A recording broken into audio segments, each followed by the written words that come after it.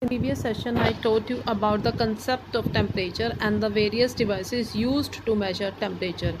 Now, in this session, I am going to explain about various modes of transfer of heat and their practical applications in our daily life.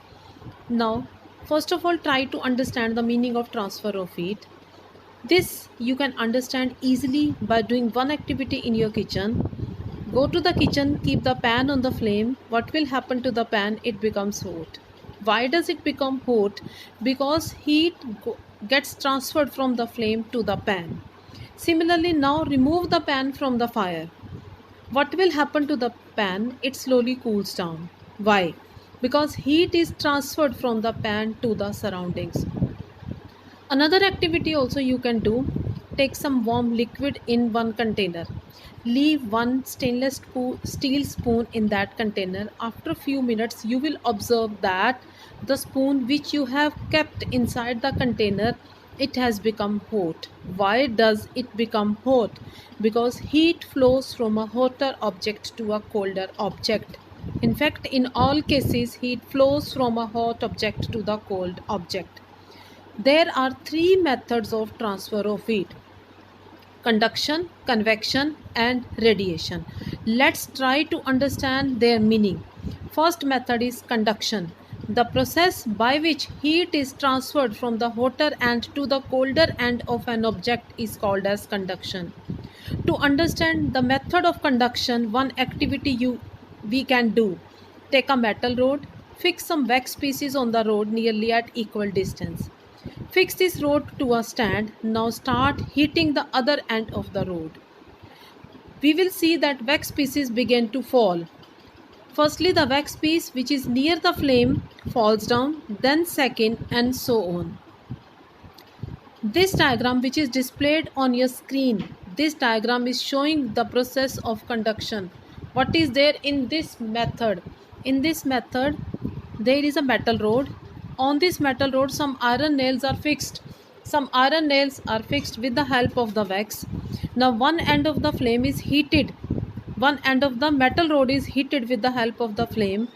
When this end gets heated up with the help of the flame, what will happen to the iron nails? The iron nails will fall down one by one.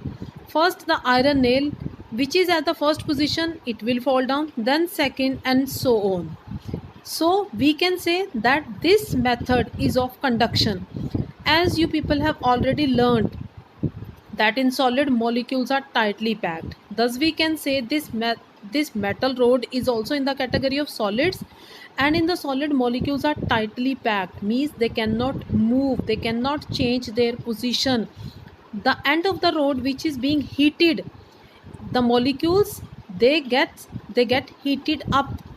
They pass their heat to the neighboring molecules, and those neighboring molecules pass heat to the next neighboring molecules, and so on.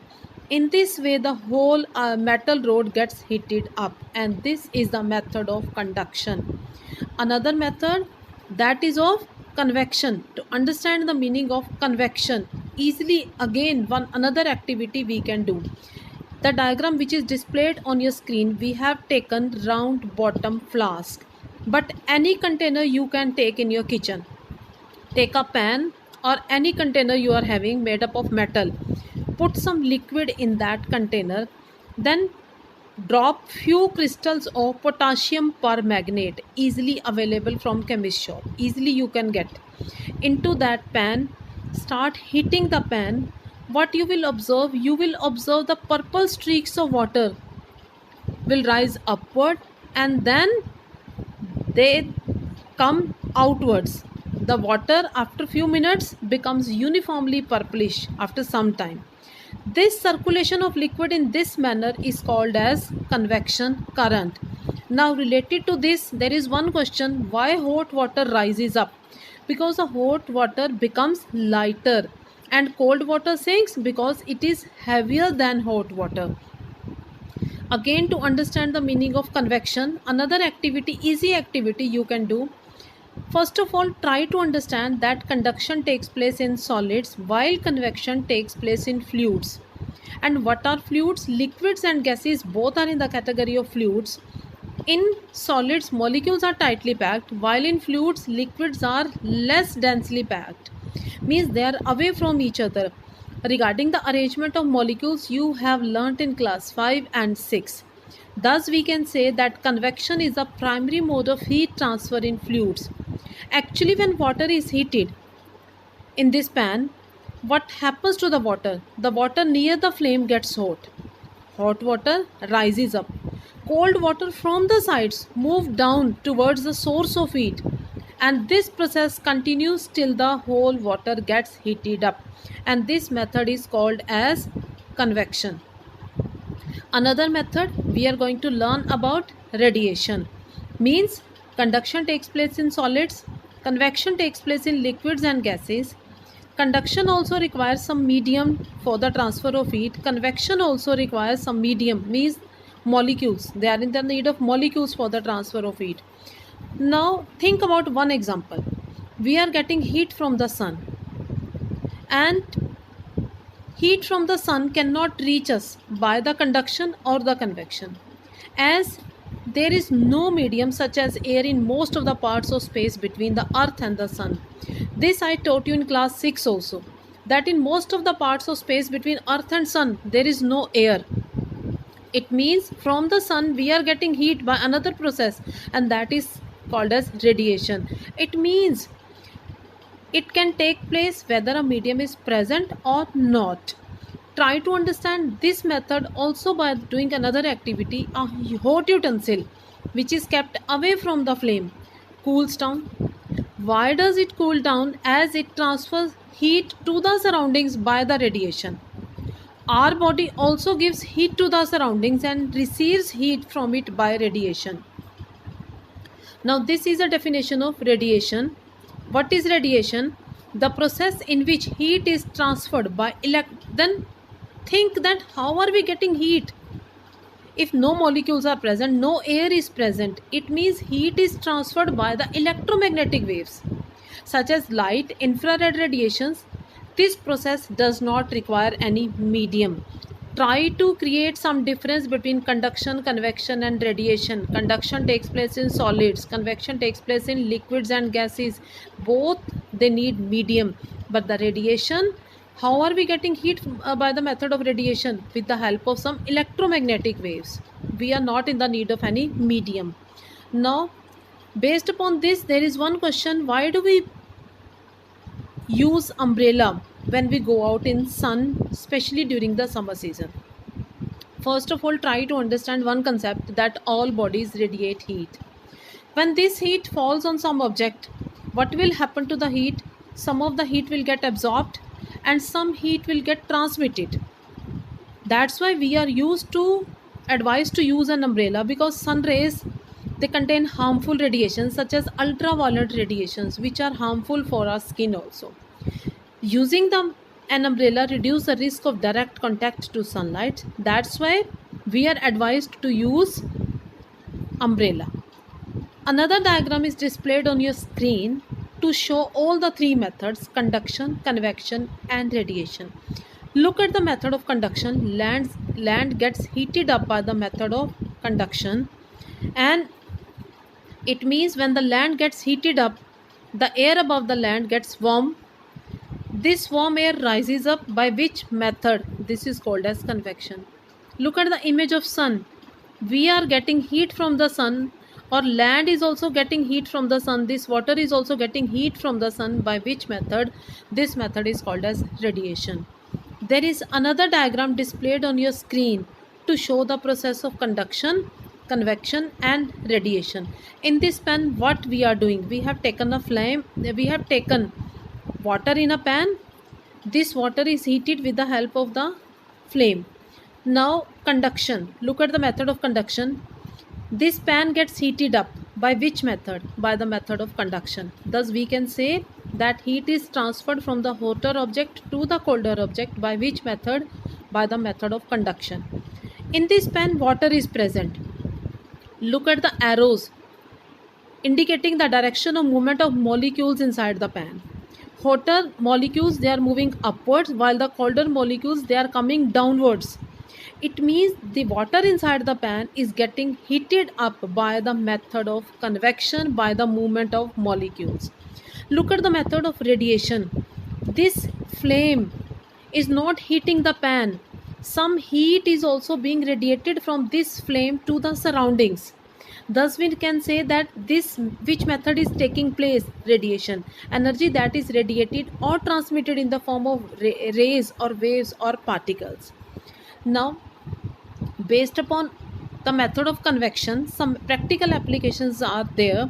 First application is of sea breeze. The people living in the coastal area experience an interesting phenomenon. During the daytime, land gets heated up faster than sea. Thus, concept you people have learnt in essays also and in science also, that during the daytime land gets heated faster than sea. It means the air above the land gets hotter, that rises up. The cooler air from the sea rushes in towards the land to take its place. And this method is called as sea breeze. Sea breeze takes place during daytime. Now next method is of land breeze. At night, reverse of sea breeze happens. Now water cools down more slowly than water. Thus we can say the air above the water is hotter while the air above the land is cooler. Thus the cool air from the land move towards the sea. This is called as land breeze. Now try to understand the concept of conductors and insulators. Practical application of method of conduction. Conductors, the materials which allow the heat or electricity to flow through them easily, they are called as conductors. All metals are in the category of conductors. Insulators, the materials which do not allow the electricity or heat to flow through them easily, they are called as insulators. Plastic, rubber, wood, they are the examples of insulators. Now another applications is that why do we wear light colored clothes in summer and dark colored clothes in winter?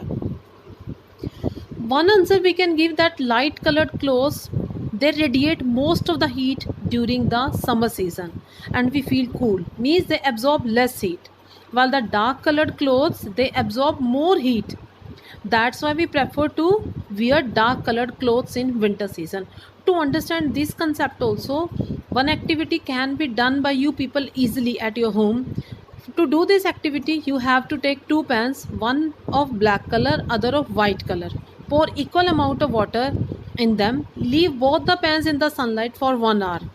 Now measure the temperature of the water in both the pans using a thermometer. You will see that water in the black pan is much more warmer than in white pan. Now leave the pans in the shade. After 1 hour, measure the temperature. You will see that water in the black pan has become colder than in white can.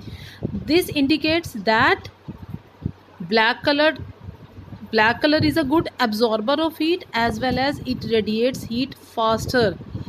Now next question is, why do we wear woolen clothes in winter? Students, have you ever seen some air spaces? Some spaces are present in the woolen clothes, and in those spaces what is present? Air is trapped. And you have already learned that air is a poor conductor of heat. This air prevents the flow of heat from our body to the surroundings. That's why we prefer to wear woolen clothes during winter season. Next topic is that we use electricity or fuels to keep our house cool or warm.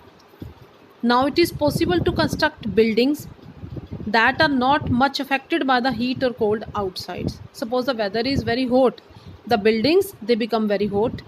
But nowadays we are changing the method of the construction of buildings also. How are we changing the method? This can be done by constructing outer walls of buildings so that they have trapped layers of air. Means air is trapped. And one way which we are adopting nowadays, we are using the hollow bricks to construct the building. What is the meaning of hollow bricks? Means in those bricks air is trapped, which are available these days.